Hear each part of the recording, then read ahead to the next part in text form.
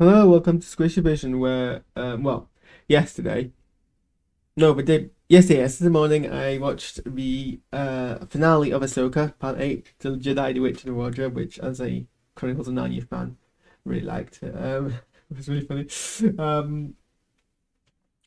And yeah, this is my reaction to it later, because I just didn't time it very well, so I had to go to work. And then I came back from work, and then I fell asleep after I watched the last two episodes of Lower Decks because I fell behind on that. And I need to be back to this before I go off and shower for a lot festival. So yeah, this is kind of a reaction to the finale, but I guess the whole series. I think it's probably better actually at this point to kind of just reflect on the whole series rather than just this episode, because often that's what is the finale doesn't really stand on its own. It is a finale, so it has to kind of represent the entire narrative and the conclusion of that. It can't really it's difficult to kind of reflect it on itself. This did feel like a typical Rebels storyline. I think it was very Rebels in the end, which is fine. It's not criticism. That's just how it was. But and it was good. I enjoyed it. It was some elements I was. I mean, there was nothing that kind of blew me away. It was consistent. It wasn't consistently. It was consistent. It wasn't. So there's nothing that was bad. I enjoyed it the entire time. But there's nothing. I mean, like the Mandalorian, which has been like consistently kind of very very high and like well, no, well, the Mandalorian's been very very mostly consistently high with a few mid dips. This I think was consistently kind of above average. There was no like spectacular things like there was with Mandalorian throughout its run. Um, but it wasn't as kind of it at least wasn't inconsistent like the Book of Boba Fett was.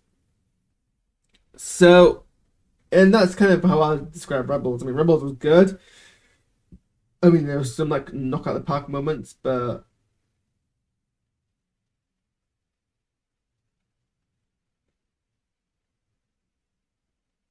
it looked great. Like it looked like if you were gonna it was how I would imagine a live action episode of Rebels would be.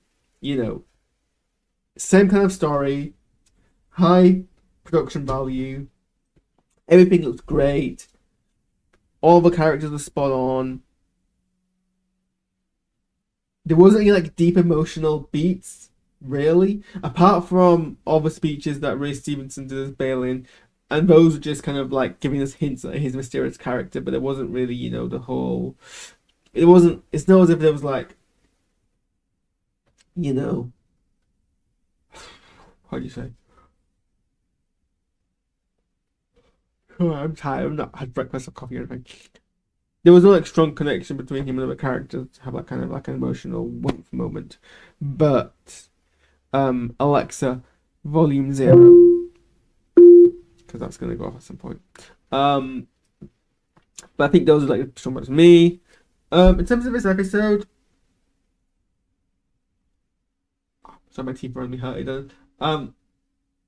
There was definitely a lot of like inspiration taken from Jedi Fallen Order, or at least, well, I guess not, because Jedi Fallen Order, the whole zombie thing isn't new Star Wars, but that's fairly recent. Obviously, it's also in the Clone Wars. Um, but coming, so I absolutely love seeing the three Jedi with their different color lightsabers. Ahsoka the white, you've got Ren with her green lightsaber, and then Ezra is new constructed blue lightsaber that he's designed out of. And it was a nice touch that he got the only other type of that emitter, where the one belonged to Kanan. I love that. That was a nice touch. Nice. The reference to Kanan was very clunky. Like he'd be like, Kanan was my master. Like I think everyone pretty much knew that. I mean, Young clearly knows who Jason is, so would know Jason's and knew that Jason's father, I think, was because wasn't it Young who told Carson who Jason's father was? So he would know that Ezra's master was Caleb. So it was the dialogue that was a bit clunky, but it was a nice reference. Um, what else, Lily? So I like seeing three. I like seeing all fighting zombies. That was really good. Someone on Twitter's criticized that there wasn't enough dismemberment, and I guess that's kind of true because that seemed to be like a clear way to like kill them, and yet there was like none of that. And it's bizarre. It can't possibly for a rating reason because this was like high enough PG. Also, it wouldn't be gory. Also, like that's pretty much like a 12A thing, especially with wearing helmets. In fact, I'm pretty sure dismemberment is even PG. They did show one, but it was like off screen. It was bizarre. But it is what it, it is what it is. Um,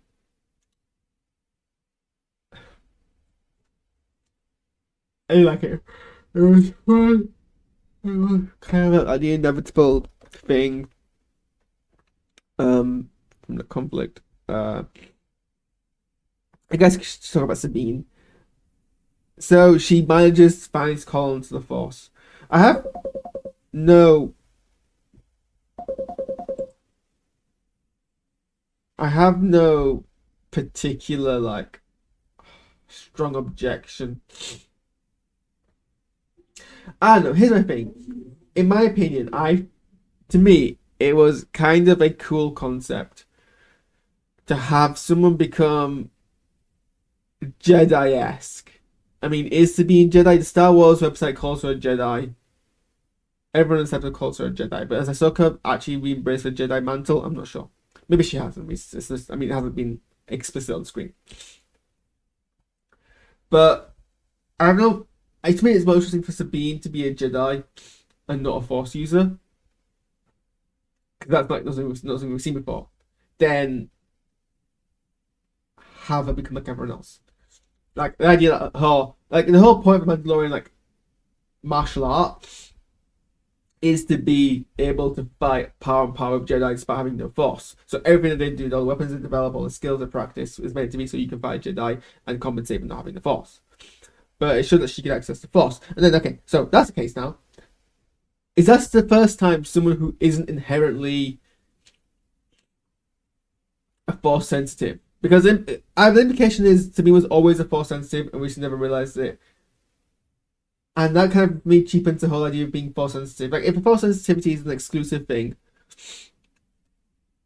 from a dualistic point of view, it kind of cheapens of me if we keep going to popular characters and be like, oh, actually, they're Force sensitive all along. They just never realized. The same way with kind of like Finn.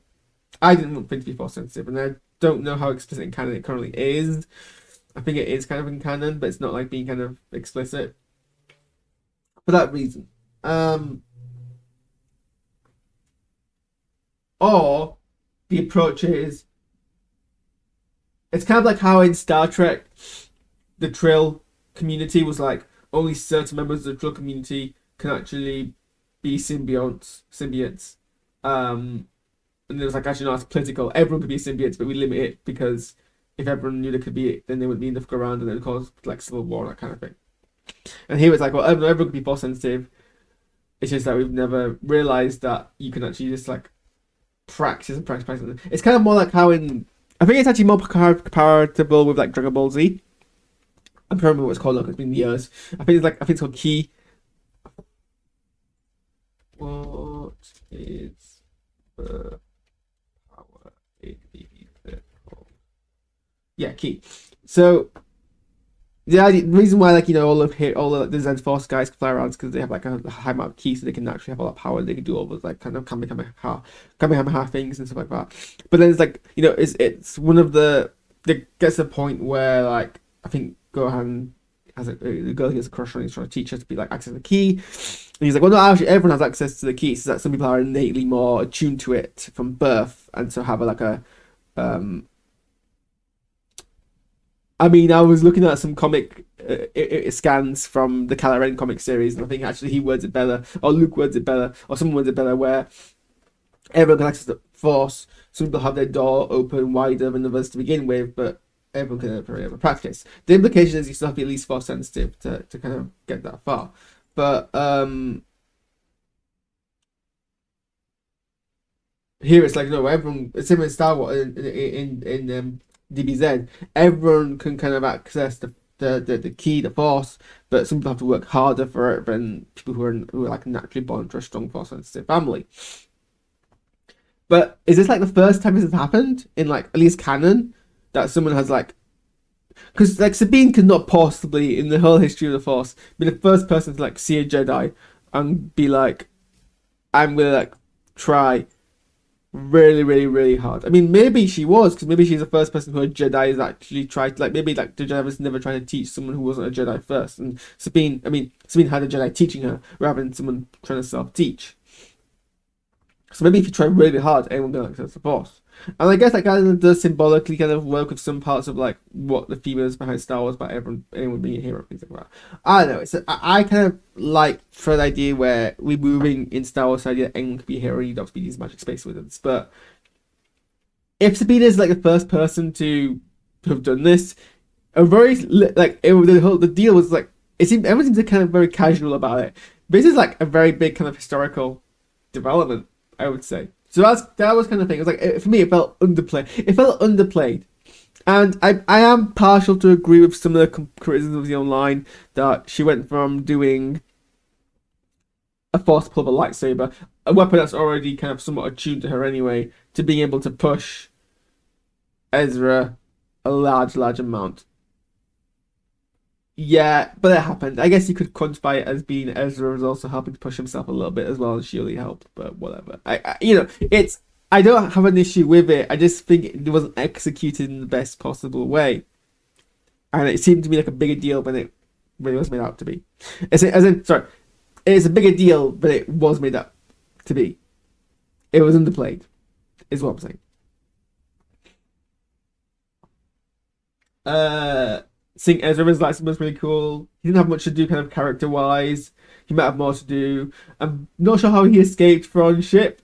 I mean, I'll accept it happened. It's not out of his ability set. They just kind of like didn't. I think for the sake of like a reveal at the end, we didn't really like explain how. I guess it's a very underpowered ship, but like no one else. I mean, no one seemed to notice. Like front side, maybe it just wasn't acknowledged in this episode, but you'd think with so few people they would have realized that two of the people on the ship were killed if they have infiltrators, and then when the ship left, they would have realized. I can imagine Thrawn being like, well, that's probably the best place you could possibly. We'd rather have him off the ship than on the ship, because otherwise she's not really much threat. But nothing was really shown about it, so who knows?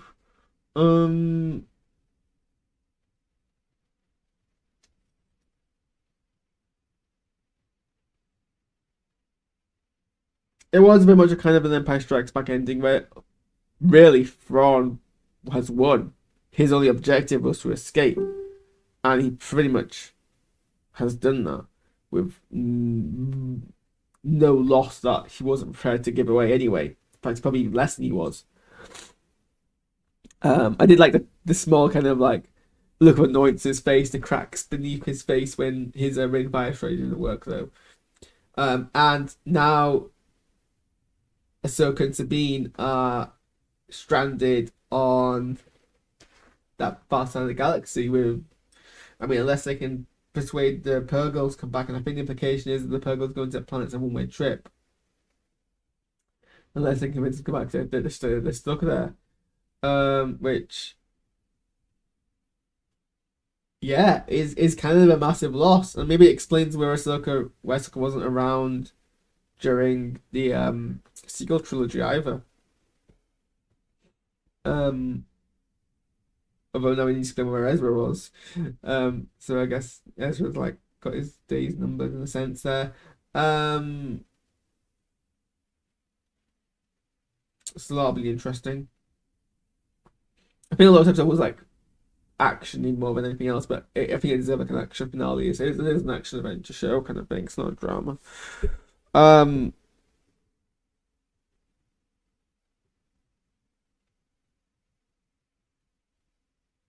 else?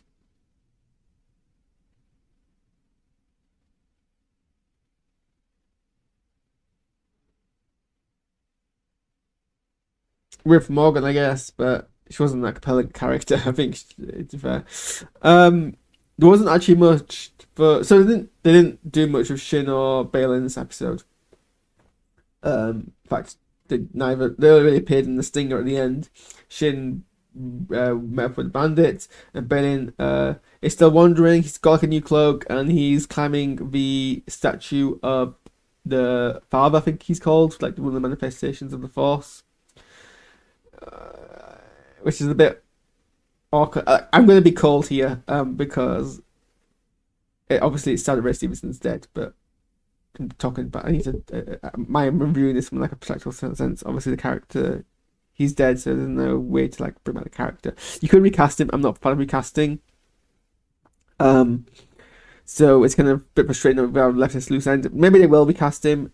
Maybe they'll explain it another way off screen. Maybe they'll do something and explain it why. But we still don't know what his journey is, and that's by design, so it's not a flaw of the narrative.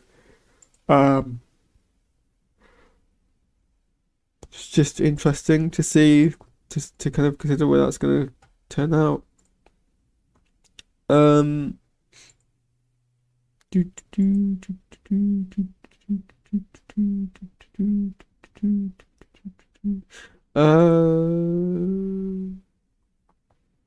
I do really like the whole like zombie stormtrooper thing, and then it's great that we're able to see that in live action Star Wars. That was really fun. What else?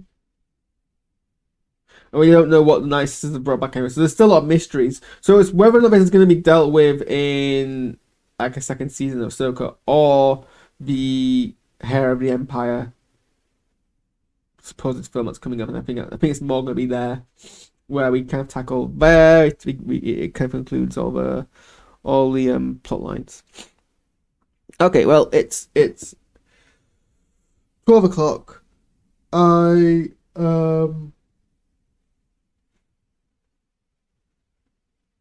need to get ready for my trip, but I might actually have time to do a quick reaction to Lower Decks. So I'm going to get that set up real quick. Worry about it and try to remember what my thoughts about the episode were over the weekend. So I'm going to quickly set that up, and we'll see you in a few seconds.